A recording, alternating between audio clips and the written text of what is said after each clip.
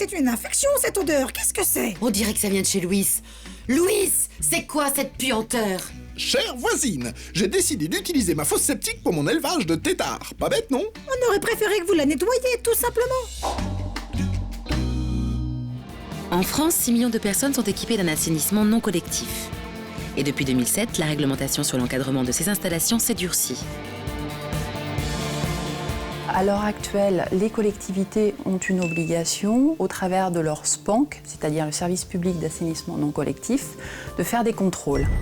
Ces contrôles doivent vérifier si l'installation d'assainissement non collectif est conforme ou non. Il faut vérifier que l'installation ne porte pas atteinte à la santé des personnes ou qu'elle ne contribue pas à une pollution avérée de l'environnement. Ensuite sera vérifiée les modalités de fonctionnement de l'installation.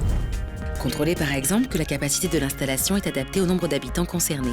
Enfin sera vérifié l'usage de l'installation, si elle n'est pas trop vieillissante, s'il n'y a pas de fissures, et notamment si on peut en effet y accéder très facilement.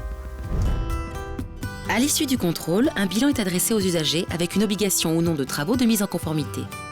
Si la non-conformité est due à une pollution avérée de l'environnement ou à un risque pour la santé des personnes, dans ce cas-là, il y a une obligation de travaux qui doit être réalisée dans les 4 ans.